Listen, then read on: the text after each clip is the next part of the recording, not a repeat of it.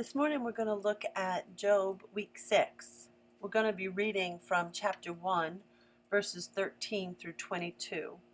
Let me read that now.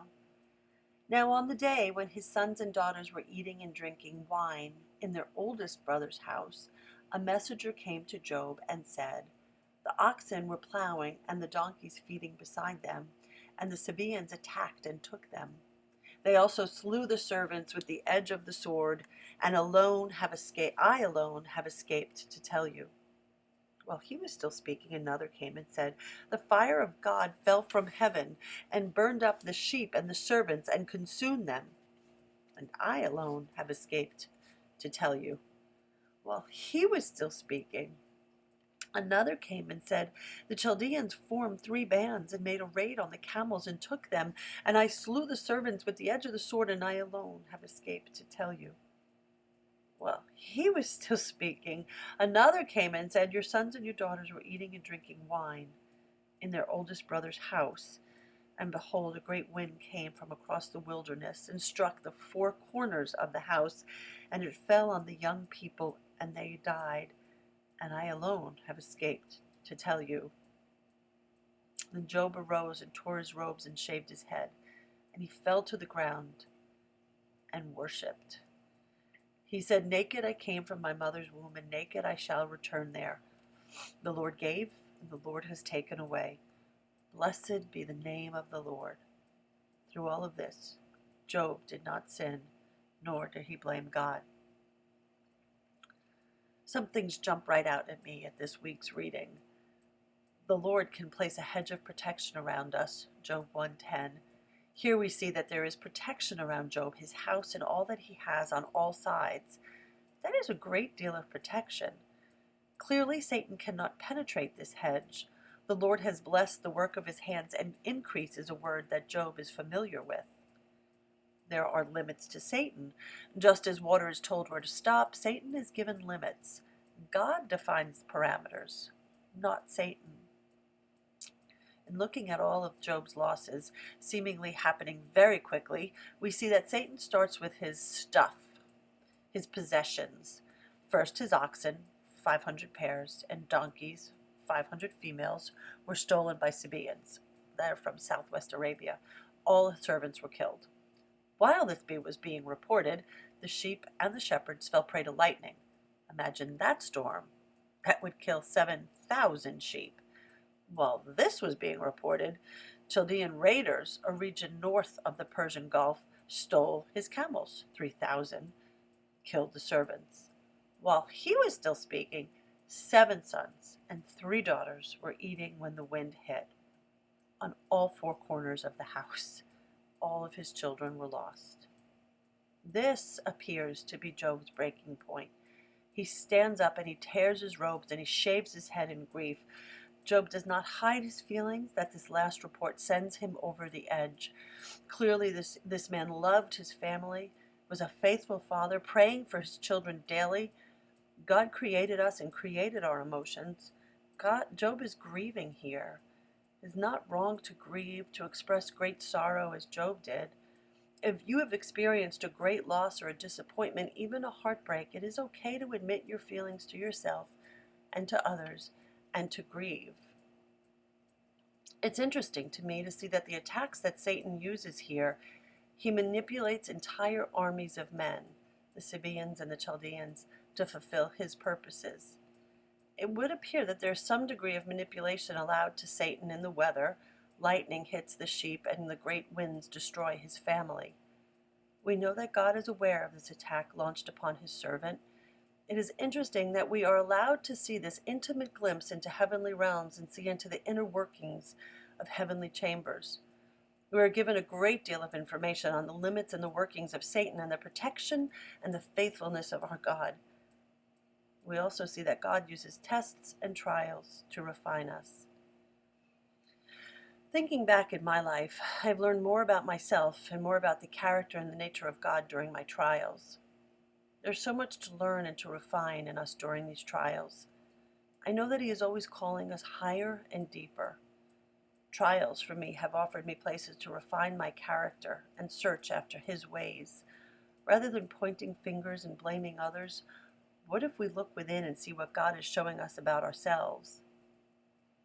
If we search, refine, redesign, and realign during a trial, would our character and integrity explode exponentially? Rather than taking all of our time and blaming others and pointing fingers? You know that hamster wheel. We all know it and have been a slave to it at some point in our lives. It takes all of our time and energy to stay on the hamster wheel that says, well, they did this and they did that and it wasn't me. They made me do that. Did they not see what they did? It was justified in my reaction. I had to do it. There was no other option. And so on and so on. It is exhausting to play the blame game. Focus on self.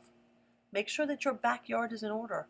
Keep your heart pure and firmly, umbilically attached to the Father's heart. We're going to attach to something.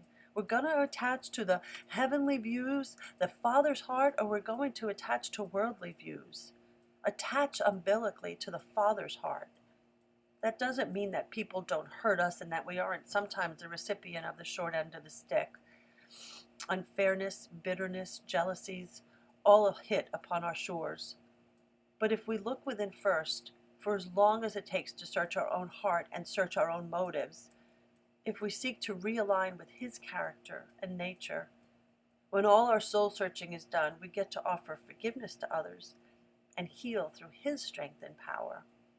First, what if we look within and see what God needs us to work on within ourselves? Job does not sin against God in his despair. He shaves his head, he tears his clothes, an outward sign of the inner turmoil, and then he worships. He bows down, which is shachah, S-H-A-C-H-A-H, in humble reverence. First, he acknowledges to himself and to others that were near to him that he was grieving greatly.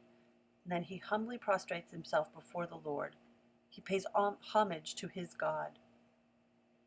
I can think of times when my grief has been overwhelming, when betrayal seems to cut me in half. Bowing before God was not on my list of things to do as a second response to great personal tragedy. We ask why, we shake our fist at God, we blame others. Job passed this first test that Satan launched in all of its atrocities. Job worshipped and did not sin in his heart by blaming God.